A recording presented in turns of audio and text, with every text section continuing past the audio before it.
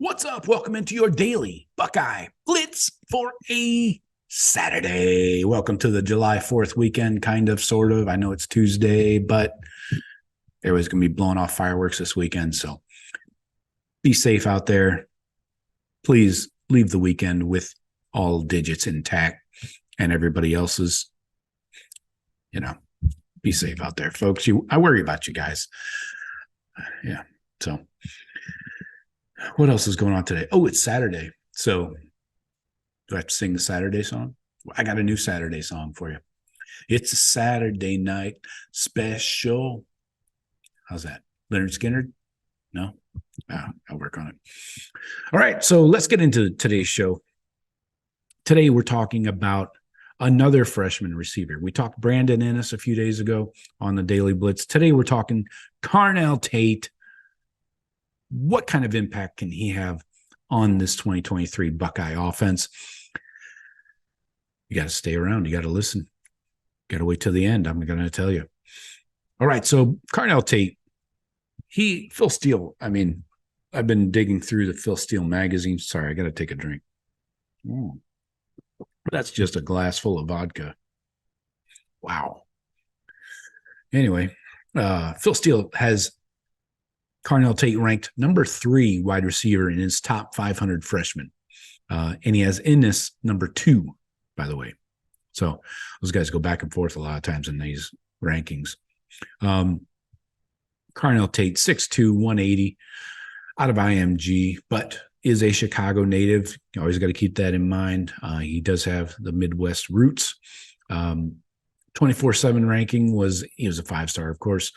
Number 22 player overall, number 3 receiver. He was 7-on-7 South Florida Express teammates with Ennis, Cedric Hawkins, Jeremiah Smith, JoJo Trader. Imagine that team. You got Tate, Ennis, Hawkins at safety, and then Jeremiah and JoJo Trader. Wow. That's who do you stop? I don't know if you can. Anyway, he was the first member, Tate was first member of the 23 class to have his black stripe removed back in January. In spring practice, he was constantly one of the best players on the field. He took most of the first team reps in practice, took advantage of the extra reps with Emeka and Fleming out, and Marv was even limited. They kept him on a pitch count. So Tate was caught the most passes of any receiver in 7-on-7 and 11-on-11 practices. He made plays over the middle of the field, catches on the sideline, contested catches. He proved he can get open against our starting DBs. That's saying something. Just injected into the team, he's beating our defensive backs. Yes, that does say something else about our defensive backs. So we're not going to get into that today. All right. This is a positive show. So he's a weapon in yards after the catch situations too. So this guy does it all on sideline throws. Tate showed impressive body control while high pointing the ball and tapping his toes 2 feet inbounds. He runs really smooth routes, good hands, and is physical when the ball's in the air in those 50-50 balls. His work ethic and approach to his craft and his ability to take instruction in the meeting room to the field are what's really propelling him. And he's playing with a ton of confidence in practice. So in the spring game, we saw the TD in the fourth quarter. He created separation on that deep route, and Kyle McCord just dropped a nice little easy biscuit in the basket for a 37-yard TD. Now, all Tate's hard work has gotten the eyes of the coaches, and here's what Ryan Day had to say back in April about Carnell. He said, quote, "The feedback we're getting from academics, nutrition, strength and conditioning, position coaches, development, everybody has such great things to say about him. It translates on the field. He's prepared. He takes care of his business and is very mature. On the field, he's making a lot of plays. He has to pick up a lot of offense. For a younger player, he has a pretty mature route tree, does a nice job at the line of scrimmage, catches the ball strong, makes plays, all really encouraging signs. That's a very well thought out and descriptive quote from the head coach, by the way, on a freshman receiver. So I don't think you can take that too lightly. Some quotes from his position coach. You might have heard of him, Brian Hartline. Also, I guess he's going to be OC, play caller. Who knows? Anyway, Hartline had this to say back in the spring. He said, quote, "I would say anytime a guy comes in and handles his business off the field, I think he has all straight A's right now. He's never missed a workout. He's always on time. He's doing his job on the field. The combination of all that, it's well-deserved." Talking about taking off his black stripe. Hartline also had this to say, quote, "I'd say he's being well detailed. I would say that he's doing a pretty good job taking meetings to the field.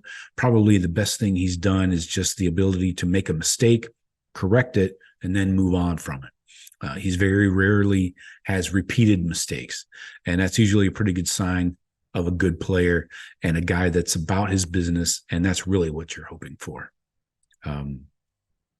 He went on to say that I wouldn't say he's surprised me. I think I really appreciate where he's at off the field and on the field. So early in his career, I wouldn't say I would expect it to happen so quickly, but, I have figured by the end of summer, it would start to click a little bit.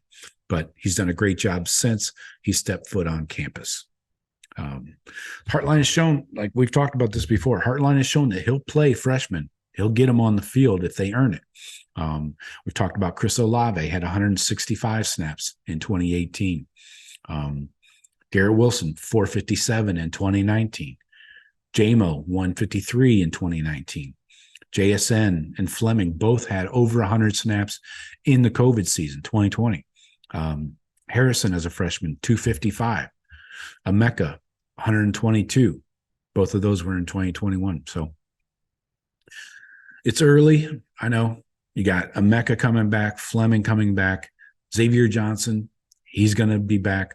You got Jaden Ballard, had a good, solid spring, taking steps, taking strides, progressing. But Tate has shown the potential to be a big-time player at wide receiver. So I think he belongs in this Ohio State 2-deep at receiver. If the talent and consistent production are there, he's going to get reps this year. And I'm not just talking like 30 or 40, playing in his max 4 games or something. If he can carry this momentum into the fall, when Igbuka and Fleming are back, he's going to get some serious reps, I'm telling you. So that's all I got for you today. Appreciate you guys. Hit me in the comments. Let me know what you think. Does Carnell Tate get into that 2-deep? How many reps do you think he gets? How many snaps do you think he gets in this 2023 season? But